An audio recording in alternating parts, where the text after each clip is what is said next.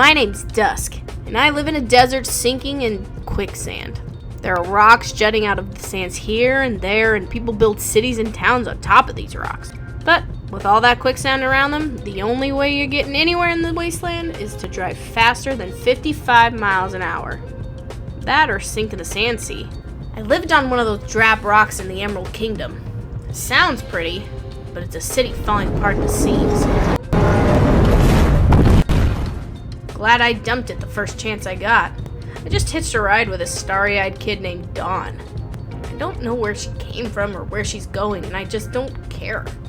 Either way, bye-bye, Emerald Kingdom. One setback, though, we're being hounded by a workforce crew that wants Dawn's trash heap of a van for some inexplicable reason. Well, at least it's more interesting than working 7 to 7 at a diner and dragging myself about the trash-piled streets of a whitewashed kingdom. Whatever happens, I'm just along for the ride.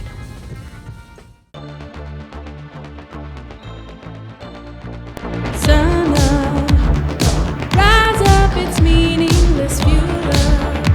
Step down into the abyss so long, to the emptiness I won't miss. I've made my wish.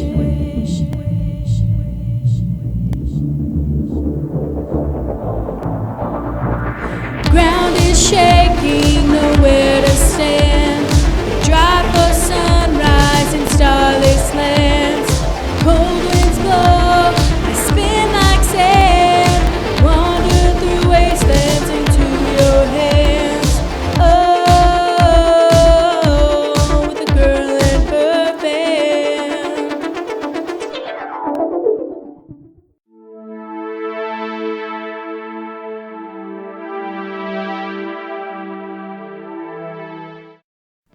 Mornings. Ugh. I hate mornings. Rise and shine, Your Highness. I'm frying us up a delicious batch of eggs here. Picked them up at a farmer's market the other day. Good stuff. Also got some toast. I made it with love. After all, a dinner of herbs with love is better than a prime rib served with spite. Is that some kind of lame proverb? Wait, who's driving? Oh, Dusk, what do you take me for? An idiot? We're in a stretch of open desert with nothing to worry about, so don't get your purple hair in a tangle. If you're gonna live life on the sand sea, you gotta know how to sleep and eat while the rig keeps moving. Eggs? No thanks. Eggs turn my gut. I'll take a toast, though. Here you are, Dusk. I hope it satisfies your evidently particular palate. Well, I'm headed up front to, well, drive. Oh, and if you need the bathroom, I got a bucket. Yeah, not happening. I'll join you up front, I guess. Dusk, we're gonna be traveling a while here. If you're gonna live life on the road, you gotta learn how to use the bucket. It's just basic practicalities, Look, I'm in no mood to talk about your bucket. Just drop it, alright? Well, don't come crying to me when your legs get tangled in a pretzel from holding it too long. I mean, you know what they say, an idiot does what they think is best, but a wise soul hears good advice. Another saying? You're just full of wisdom, aren't you? Sheesh, I didn't mean to offend. Wayfinder's just got a lot of proverbs is all. Let's change the topic. Tell me about the good old Emerald Kingdom. What was it like living there? That's your topic of choice? The Emerald Kingdom is a dull and meaningless dump.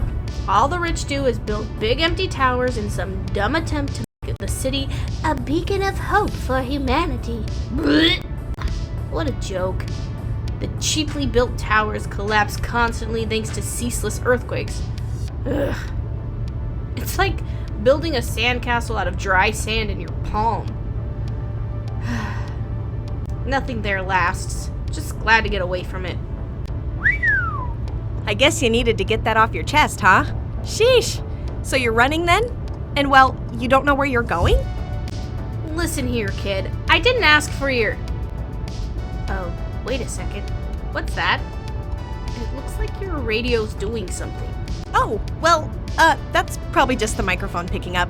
I leave it on for convenience in case I pass by another driver and need their attention. Are you kidding me? Here you are, proclaiming proverbs about being an idiot, and here you are... Don't you get it? That's how those moth thugs keep finding you. All they have to do is stay tuned into your station, and as soon as they're in range, they'll hear... Dude, it sounds like our friend's passenger has uncovered our little secret. Haha. Well, won't do you any good now. Look right behind you, dudes. Oh, pep cokes. Not this again. Brace yourself, Dusk, because here they go. Ready yourselves, dudes. It's time you properly met the Johnny Gang.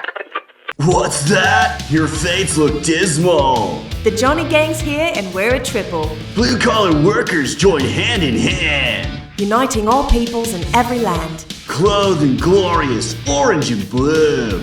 The workforce is here to fight for what's true. Johnny. B. And Goodman, I guess. Miners a conglomerate, a workforce with it all. Don't mess with us, love, or you're in for a brawl. It's amazing what they'll put on the radio these days. I'm getting real tired of outrunning these blue collars. Hey, you seem pretty smart, Dusk, and you're good at running away. Got any ideas? I'll ignore the running comment. But pretty and smart? Yeah, I guess I could try to think of something. Hey, what's that up ahead?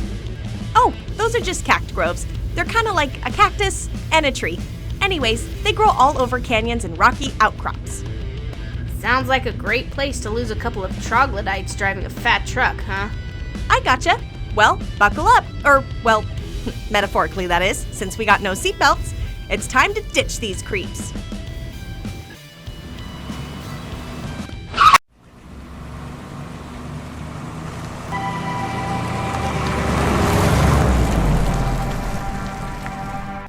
We lost the Johnny Gang as Dawn drove through the canyon around and under the large cacti grove trees. And let me tell you, it was terrifying. Look, I'm not usually one to freak out, but Dawn near flipped the van several times over as she swerved and dodged between the thickets of cacti groves. Let's just say it reminded me I had a heart, and it was beating like mad. Anyways, Dawn found a raised patch of rocky ground, and that was sheltered by the largest cacti grove I'd ever seen. I mean, granted, today was the first day I'd ever seen a cacti grove, much less knew what one was, but whatever. Deciding to take a breather for the remainder of the day, we set up camp. It was nightfall by the time our cute little campfire was roaring away. With Dawn devouring a plate of eggs and sausage, and me nibbling at some old bread, we sat in silence. Good driving back there, Dawn. Where'd you learn to, drive like that? I learned back in Lone Pine, my hometown. Don't know if you heard of it, but it's pretty much Wayfinder paradise. They taught me how to drive, fix a car, translate blueprints, all that stuff, in hopes of, well, finding the way to the lands beyond the horizon. It's what we Wayfinders live for. What? The lands beyond the horizon? First Proverbs, and now this? You actually believe there's something firm beyond all this sand? Of course I do. All Wayfinders believe in that. And my good friend Glenn actually made it beyond the infinite horizon. I've mentioned him before. He's pretty cool. In fact, he gave me my van and even a map to find the fabled lands. Shh. Someone else is here. Get ready to split for the van.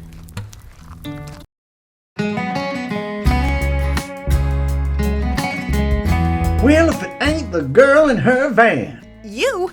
It's him. It's you. It's Glenn. What are you doing here? Well, here I am, sitting on this here lone rock, picking away at my guitar, when I suddenly hears a conversation. Now, I'm mighty suspicious at first, but then I recognized your voice, and I says to myself, well, if that ain't Dawn, I'd best hop on over and say a fine how do you do. Wait, you've been here the whole time? Uh-huh. Pleased to make your acquaintance. Call me Glenn. Don't know if Don's right told you about me, but I'm a drifter, if you will, traveling the lands, singing songs, meeting new friends. Anywho, Don and I happened to meet back in Lone Pine, and there I... Yes, Dawn was just filling me in. But Well, what are the chances you'd just appear as she's talking about you? No wonder my ears were a-burning. You'd be surprised, young lady, what sorts of coincidences can happen. Of course, is there really such thing as a coincidence anyhow? Sorry to burst your enthusiasm, but everything is like the sand you see around you. Life blows with the wind, and it doesn't matter where it goes or where it comes from. It's still just meaningless sand. Everything's a meaningless coincidence. Nothing's solid, and that's that. Oh, getting all mighty and philosophical, are we? Well, I don't pretend to understand everything. I do find it right curious we both happened upon this patch of rock, by coincidence, mind you, and all this here sand. It's no coincidence. Everything has a meaning and a purpose. You sure sound like a wayfinder. But is it true? Maybe our meeting's just as Dusk said, just sand blowing, a meaningless happenstance. Or maybe it's like this firm ground here. Don't know why some ground is firm and some soft, but that don't right matter. 'Cause fact is, it's here, and so are we, by coincidence or by design. Interesting perspective. Well, since you're here, why don't you camp out with us, Glenn? I want to hear all about your latest adventures. Well, don't know if I can manage to stay long. Time ever marches on. But I suppose I could stay a spell. Well, just let me help you set up your camp proper first. Then we'll have time for some music.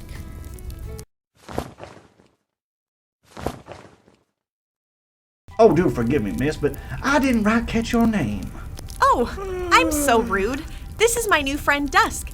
She's a real peach. Pleasure making your acquaintance, Dusk. Oh, Dawn, I've been meaning to ask you, how did you get so off course? Well, it's a funny story, really. I was just minding my own business when a mob crew suddenly became obsessed with my van. They've been chasing me ever since, trying to get their creepy hands on it. Dawn, I hope you weren't trying to... Oh, no, by golly. No, Glenn. I promise I wasn't looking for any trouble. Well, that's good to hear. Ain't no shame in getting off track. Looks like you made yourself a friend amidst your misadventures. Sounds you're doing right fine, Wayfinder. Oh, well, gee. Thanks, Glenn. That means a lot coming from you. Oh, shoot. We still got a long way to go to get back on track. I hope you don't mind, Dusk. Hey, as long as you stop at a town somewhere to drop me off, I could care less. You are stopping somewhere, right? Mm-hmm. Roseland. It's the next stop on Glenn's map. I hear they got great art there. Roseland, huh? I've heard good things about that place. Well, I'm crashing. Good night. Oh, well, good night then, Dusk. Good night, Glenn. Good night to you both. I'll strum here a minute more, then I'll be on my merry way.